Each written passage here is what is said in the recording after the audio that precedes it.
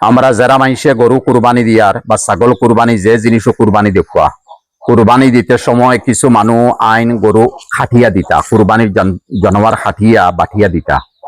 এই মতো খাটনেওয়ালা বাটনেওয়ালার উজরত মাংস থাকি দেওয়া জাইজ নাই কুরবানির মধ্যে এফেক্ট আইব আপনি তারে টাকা 500 700 1000 টাকা দিলেইলে হে খাটি কুটি দিলেইল পরে হে গরিব মানুষ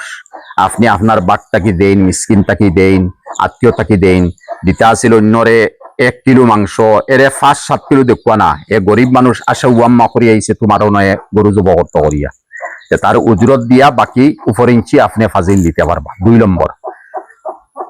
কিছু আত্মীয় স্বজন আসন গরিব বুড়া এরা কুরবার দিন দাঁড়াইয়া নিজের বাড়িতে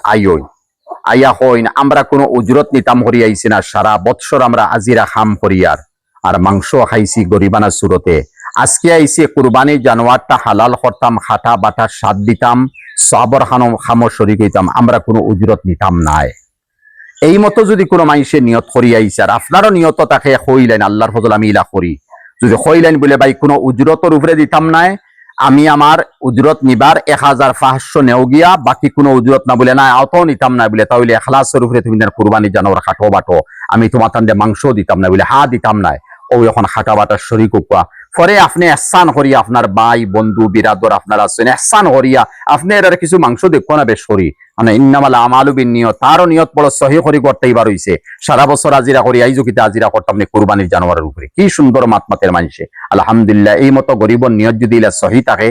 আপনি কুরবানি দেনেওয়ালা নিয়তরে সহি বানাইয়া এইভাবে কুরবানি আদায় করুক